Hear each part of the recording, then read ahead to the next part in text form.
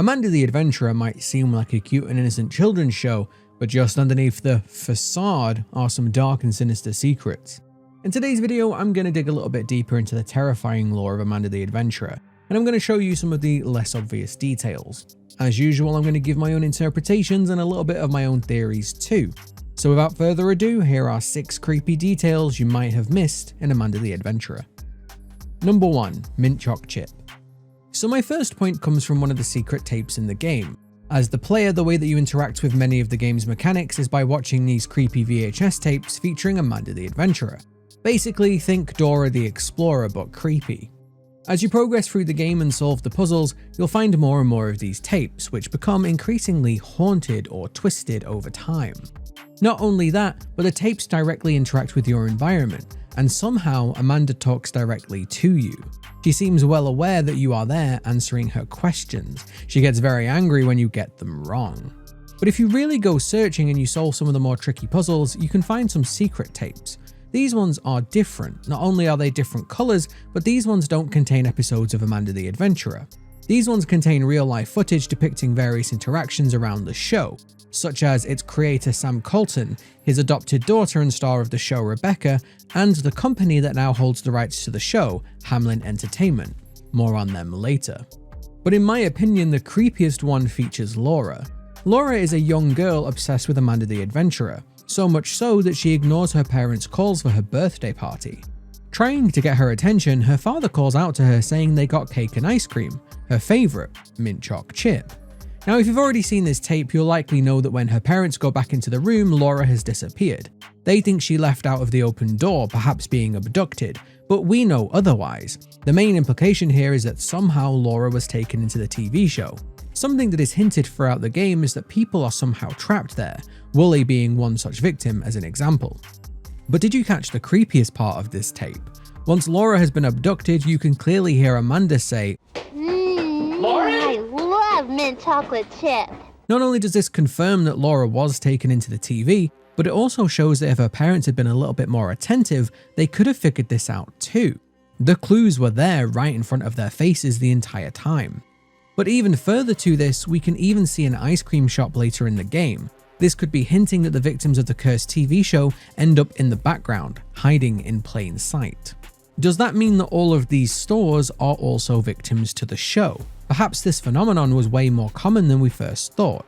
Something else to think about though is that Amanda says as if she'd just eaten something delicious. My own personal theory here is that while the souls of the victims end up trapped in the show, the bodies, well, they end up as meat, if you catch my drift. Either way, I find it incredibly creepy that Laura vanished like this right in front of her parents' faces without them even knowing, and this does make me question how common this really was. Number 2. The show contains a demon.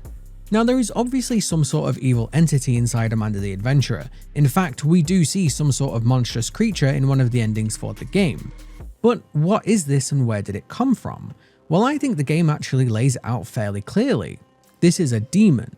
Now, the first thing that made me think this was in one of the secret tapes. In this tape, Rebecca is asked by Hamlin to repeat these 2-word sentences, but something seems off. She repeats the words in a very monotone way, and the words don't seem to make a huge amount of sense. Bio, pie man,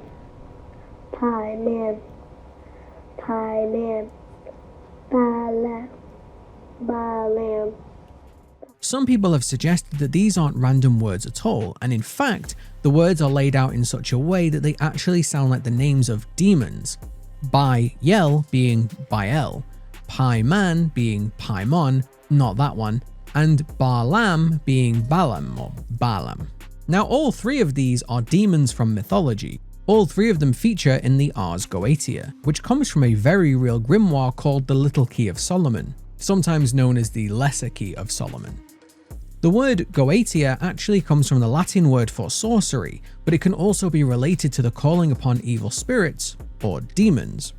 The Ars Goetia contains descriptions of many such demons, giving information on their appearances, their behaviours, and their sigils.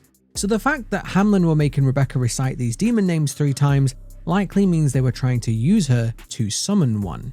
Kinda reminds me of saying Bloody Mary 3 times in the mirror, or gamer girlfriend 3 times on Twitter. Neither seems to work for me, but maybe I'm doing it wrong.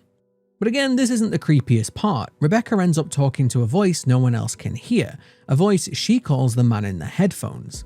The voice asks her to do something she doesn't want to do. It seems like this summoning ritual might have actually worked, but there is actually a lot more evidence that the entity in this game is a demon. On the other side of the newspaper clipping of Sam Colton, we can read this story about a Celtic relic, the Crown of the Stag, being stolen. This relic could actually be a reference to the video game Clan O'Connell and the Crown of the Stag, a game all about heroes that slay demons. In fact, this game is based upon Celtic mythology that, you guessed it, revolves around demons. But in Amanda the Adventurer, this crown was stolen by a gang who itself were named the Demons. There's a clear pattern here, and I do think that these are hints that the creature we see try to escape the tape is some form of demon, probably one of the 3 mentioned earlier. In fact, if you dive into the descriptions of these demons, a number of them could make sense, but my money personally would be on Paimon.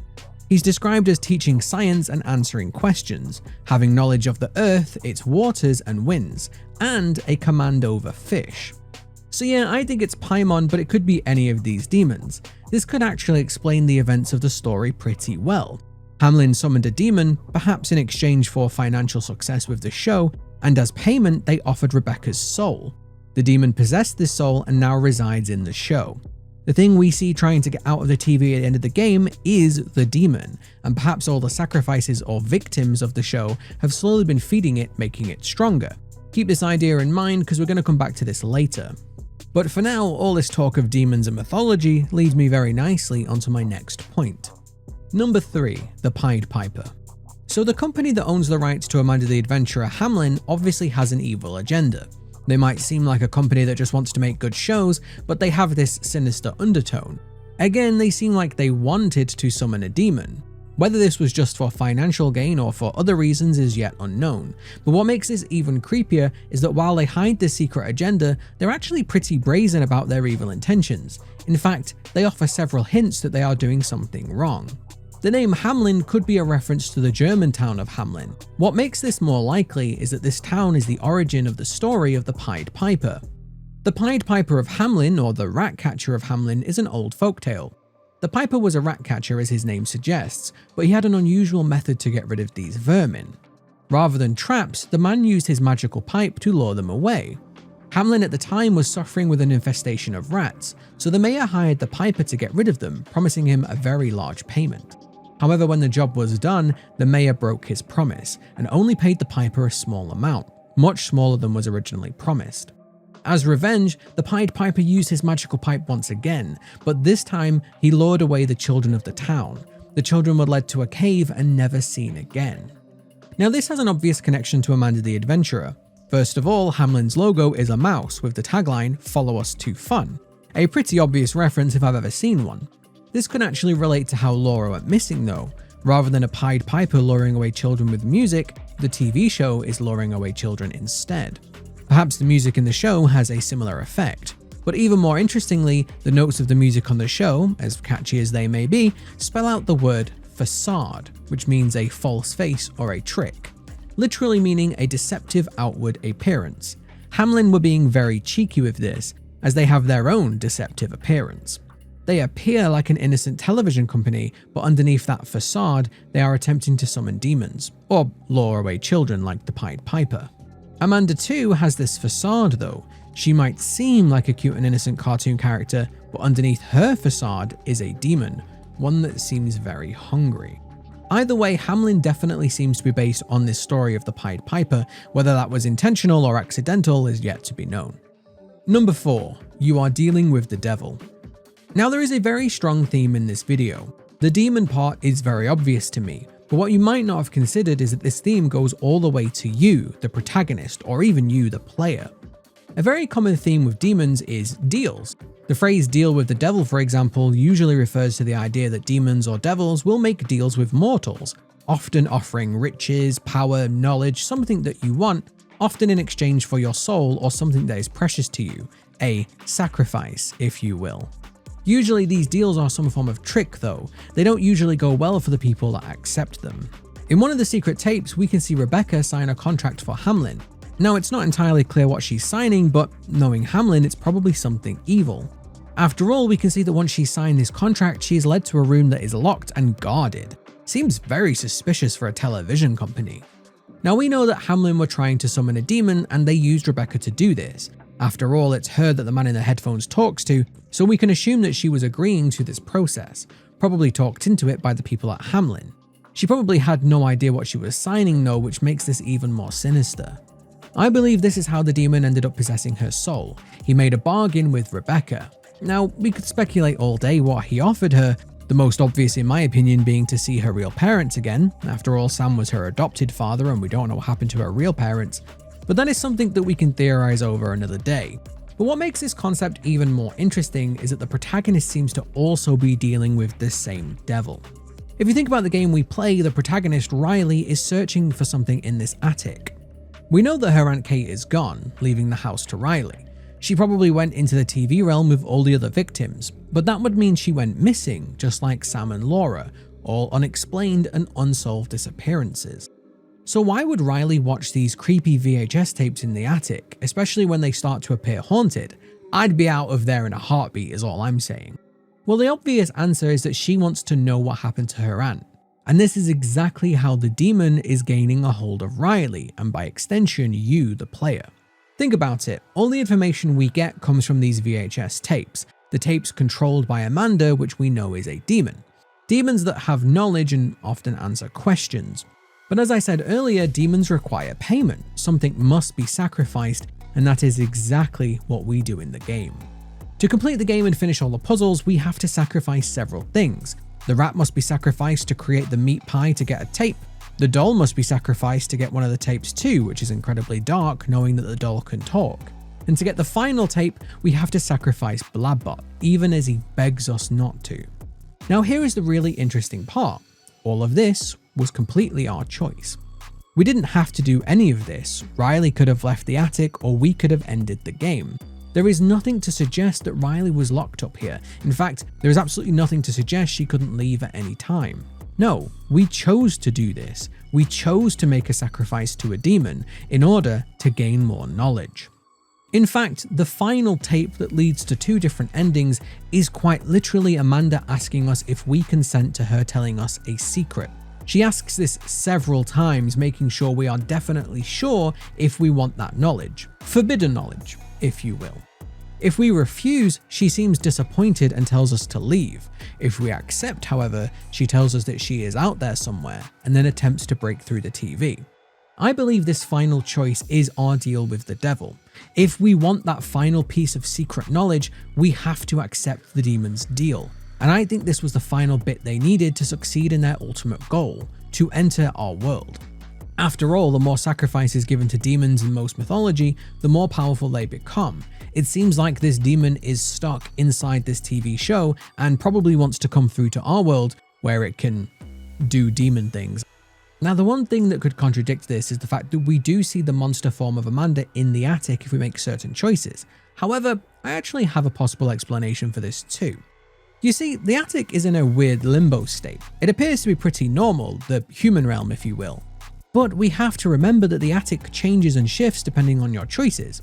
We can see that Amanda or the demon has some power over this attic, able to move things around, change the safe from real into cardboard for example, or set up puzzles for us on this table. All this implies that this attic is bleeding into the demon's realm. The two are melting together, and I personally believe this means that Demon Amanda has a limited amount of power here due to the television and the tapes.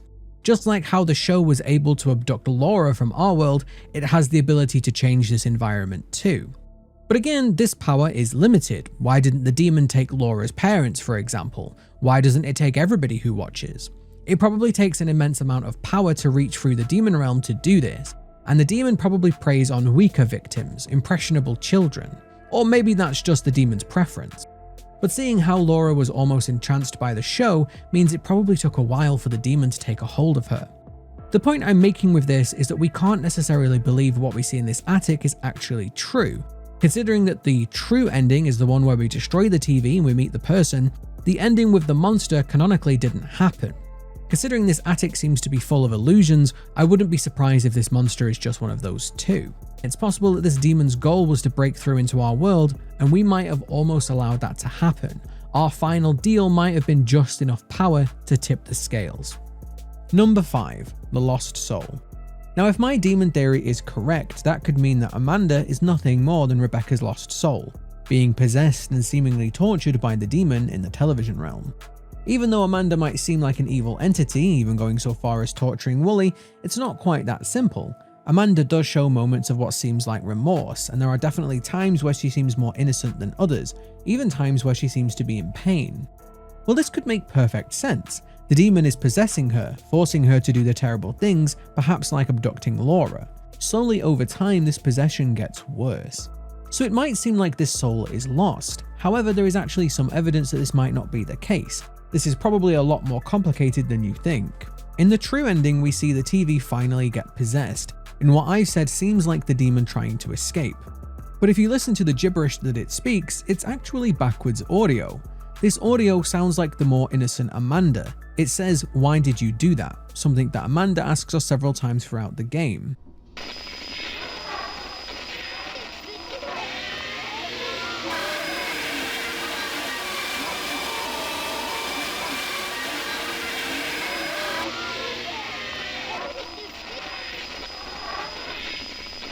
But why would this speech be backwards? Is it just for dramatic or creepy effect?